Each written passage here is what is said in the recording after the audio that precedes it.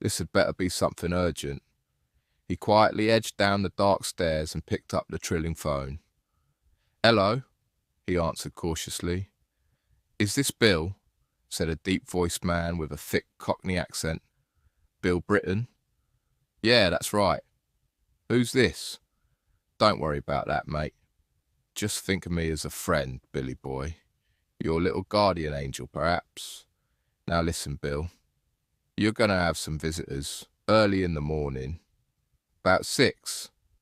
Visitors? Yeah, mate. The pigs are coming for you, fella. A little bird's been spilling its guts telling them all what you've been getting up to." "Getting up to?" "Yeah, mate. They know what you've got stashed around that farm of yours. The pigs are going to turn your gaff upside down. You still there?" "Yeah. Yeah.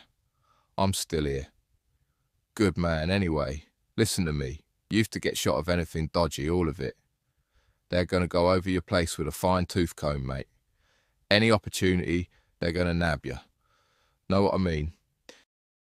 The patio was once again flooded in light as the fluorescent kitchen light was snapped on. Mrs. Briggins opened the back door. "Ah, Maisie," she called out into the night. "Maisie, where are you, you silly dog? Come on, girl."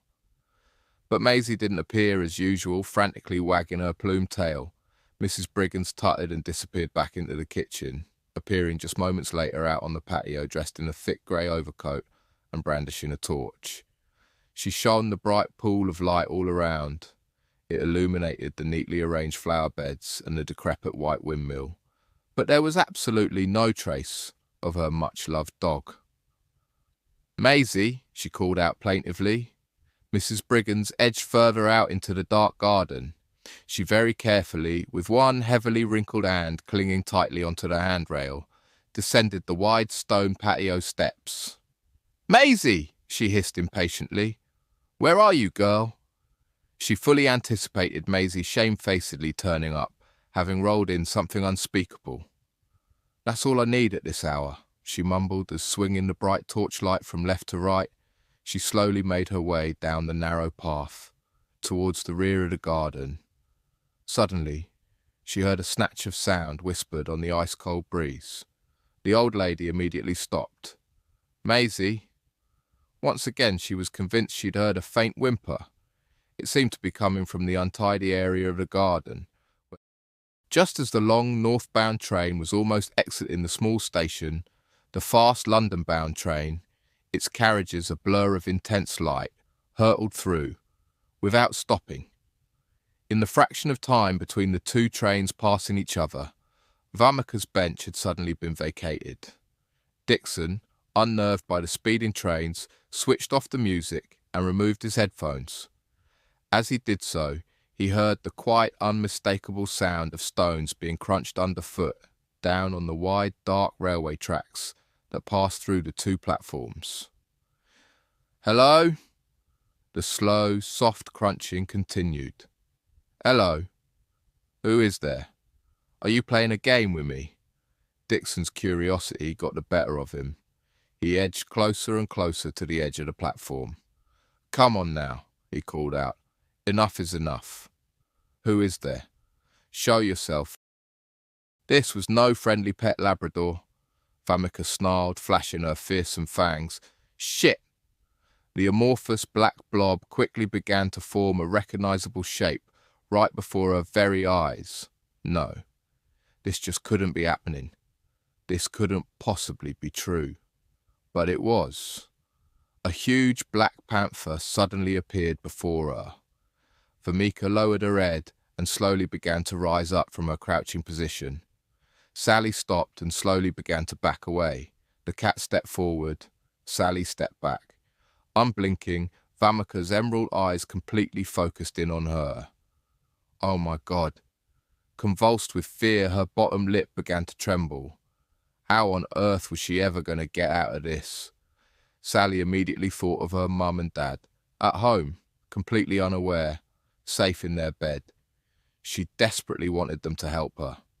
She carefully raised her hand in an act of appeasement and once again stepped back. Vamika confidently put a big paw forward. Fight or flight mode kicked in. Sally knew she certainly couldn't fight the big cat. There was only one thing for it. She had to run. Soon, she was stalking over the brittle grey slates towards the slightly opened Velux window. The pungent smell grew stronger and stronger. She nudged the window with her face. It wobbled. Vamika thrust her head into the void, lifting up the window and allowing her to push inside. The musky scent of cannabis almost overwhelmed her keen feline senses, yet it didn't deter her. She continued to push her long, sleek black body slowly through the window. Unfortunately for her, just below the window ledge were a collection of deodorant cans. As she pushed inside, she accidentally upset the neat collection, sending one clattering to the ground. Vamika froze, half in and half out of the room. However, the body on the bed didn't move a single muscle, and the loud rhythmic sound of Bob Marley and the Wailers continued to fill the small attic room.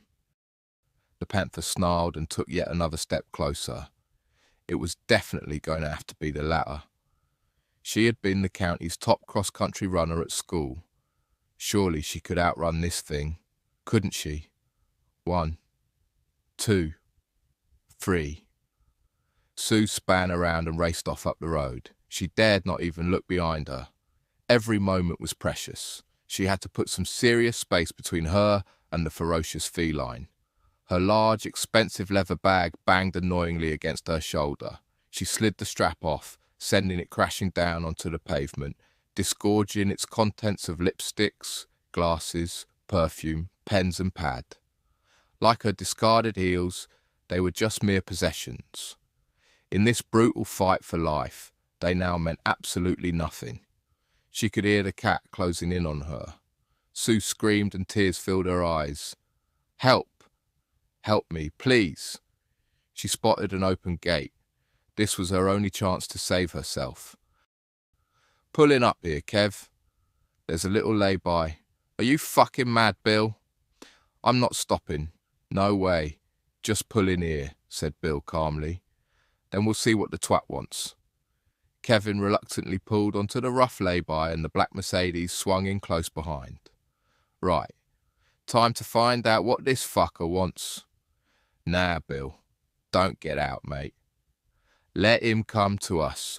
Bill completely ignored Kevin's protestations and jumped out. Straightening himself up to his full height and puffing out his chest, he walked confidently into the blinding light.